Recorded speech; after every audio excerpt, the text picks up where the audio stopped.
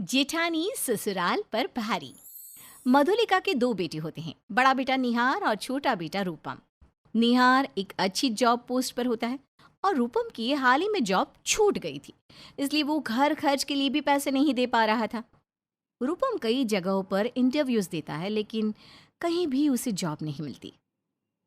क्या हुआ बेटा? आज जिस जगह इंटरव्यू देने गया था वहाँ कुछ हुआ क्या? अच्छा। नहीं माँ, वहाँ पर भी काफ़ी इश्यूज हैं। उन्हें मेरे से भी ज़्यादा एक्सपीरियंस्ड एम्प्लॉय की ज़रूरत है। पता नहीं माँ क्या होगा अब। अरे टेंशन ना ले बेटा, माता रानी सब ठीक कर देंगी। रूपम के दो बच्चे होते हैं, चिंटू और चिंकी। अब उन दोनों की फीस भरने के लिए उसके पास पैसे नहीं होते, इसलिए वो निहार से पैसों की मदद मांगने जाता है।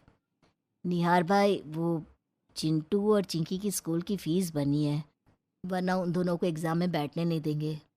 प्लीज़ अगर आप पैसों की मदद कर देते तो।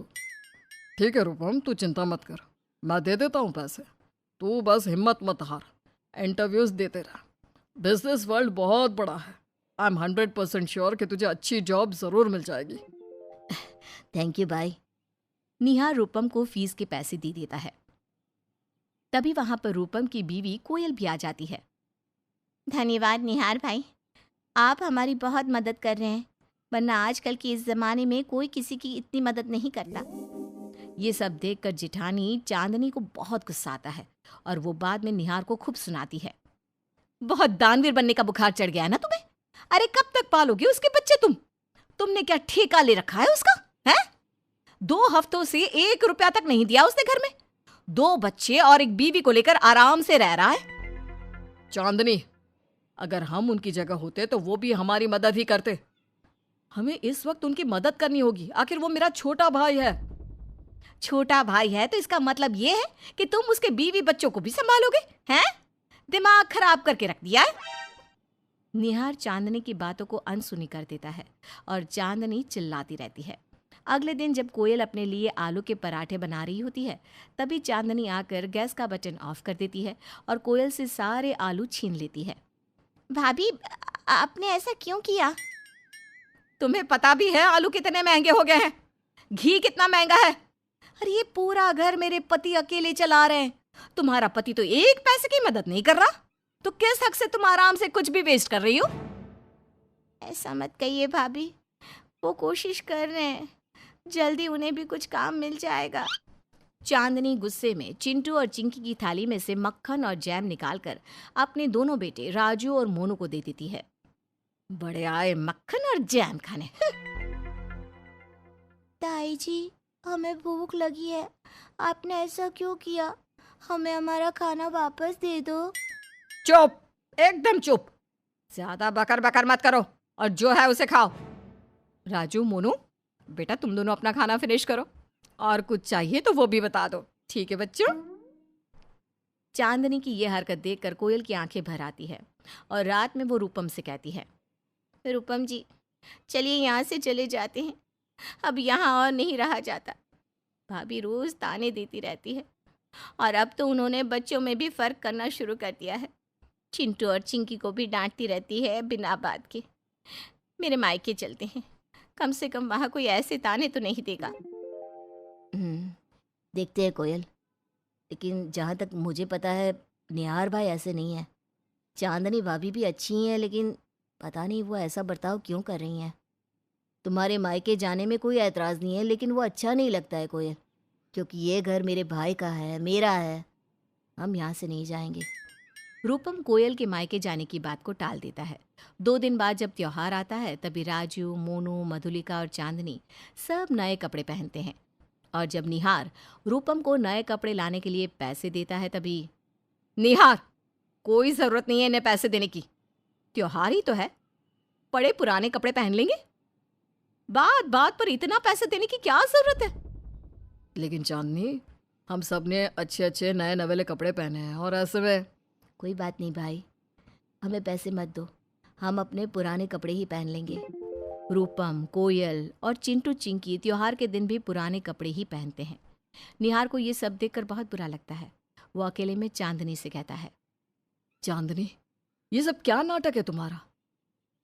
तुमने साफ साफ उनके सामने ऐसा बोल दिया, उन्हें कितना बुरा लगा होगा। मेरा नाटक? अरे तुम्हारा क्या नाटक चल रहा है, जरा उस पे गौर फरमाओ, फिर मुझे बोलो। और क्या बुरा लगेगा उन्हें? हैं? बुरा लगता है तो लगने दो, आई डोंट केयर। इतने बड़े शहर में अभी तक उसे नौकरी नहीं मिली, बस उल्लू बनाने के लिए पैतरे चल रहे हैं और कुछ नहीं। तुम ना जरा अपने दिल को छोड़कर दिमाग से काम करो। ज्यादा भी रिश्तों के इमोशनल फ्लो में जाने की कोई जरूरत नहीं है। मधुलिका ये सब सुन लेती है और उसे बहुत बुरा लगता है। जेठानी चांदनी ससुराल पर इतनी भारी हो जाती है कि वो अब रूपम और उसके बीवी बच्चों के प्रति और भी सख्ती से पेश आती है। वो घर का कुछ भी काम नहीं करती और कोयल का हाथ भी नहीं बटाती। चांदनी भाभी, मैंने सब्जी बना दी है, रोटियां आप बना रही हो ना? तब तक मैं चिंटू और चिंकी को पढ़ा देती हूँ, उन्हें आज बहुत सारा होमवर्क भी मिला है। मैं आपसे कुछ काम धाम नहीं करने वाली, जाओ जाकर खुद ही सारा काम करो। इस घर में फ्री फंड का रहने मिल रहा है ना, तो अभी काम भी करो। और हाँ, मेरे लिए अदरक वाली चाय बना कर ले आना। लेकिन भाभी आप जस्ट शट योर माउथ। लेकिन वेकिन मत करती बैठो, जाओ चुपचाप जाकर काम करो। फुकट का खाते हैं, ऊपर से इन्हें आराम वाली जिंदगी भी चाहिए। मेरे पति को तो बस फ्री की एटीएम मशीन समझ रखा है। एहसान मन तो रत्ती भर के भी नहीं है। कोयल को चांदनी की बातें सुनकर बहुत दुख होता है। वो रसोई में काम करते समय फूट फूट कर रोती है। तभी मधुलिका वहां आ जाती है। ना बहू, बस मत रो, सब ठीक हो जाएगा। देखिए ना माँ जी, भाभी कितना अत्याचार कर रही हैं हम पर। हमारी मजबूरी है इसलिए हम यहाँ पर रह रहे हैं। रूपम जी ये सब जानबूझकर थोड़ी ना कर रहे हैं। मजबूरी का फायदा उठाना और इतना कठोर बनकर अत्याचार करना, ये तो सरासर गलत है ना माँ जी। मधुलिका कोयल को गले से लगाती है और उसे सांत्वना देती है। अगले दिन राजू और मोनू चिंटू और चिंकी से अपने सारे खिलौने छीनने लगते हैं और आपस में झगड़ा करने लगते हैं। ये हमारे खिलौने हैं, हमारे पापा ने लाए हैं, दे दो हमें हमारे खिलौने। नहीं, ये हमारे खिलौने हैं। मोनू, राजू, छोड़ो हमारे खिलौने। तुम छोड़ो, तुम्हारे पापा ने नहीं खरीदे हैं। बच्चों के झगड़े की आवाज सुनकर चांदनी वहां चली आती है। क्या हुआ राजू मोनू, तुम दोनों अपने छोटे भाई बहन से क्यों लड़ रहे हो? मम्मी आपी ने कहा था ना कि हमारे पापा ही सारा घर का खर्चा उठा रहे हैं, तो ये सारे खिलौने भी हमारे ही हुए ना। चाचू तो एक पैसा भी नहीं दे रहे ना, तो इन दोनों का इन खिलौनों पर कोई हक नहीं बनता। हे भगवान, हम बड़ों के झगड़ों में इन बच्चों पर कितना बुरा असर हो रहा है। ये सब तो अच्छा नहीं है, मुझे ये सब रोकना होगा। तू सच में कितना गलत कर रही है चांदनी। चांदनी को अपनी गलती समझ में आ जाती है जब बच्चों पर झगड़ों का बुरा असर होने लगता है और वो रूपम और कोयल के पास जाकर उनसे माफ़ी मांगती है। आई एम सॉरी रूपम, कोयल, मुझे माफ़ कर दो। मैंने बहुत गलत किया तुम दोनों के साथ, लेकिन अब नहीं।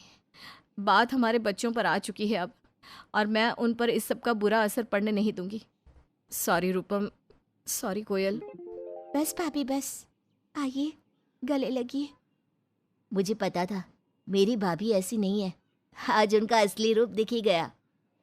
उस दिन के बाद चांदनी सबसे अच्छे से पेश आती और पूरा परिवार खुशी से साथ मिलकर रहता।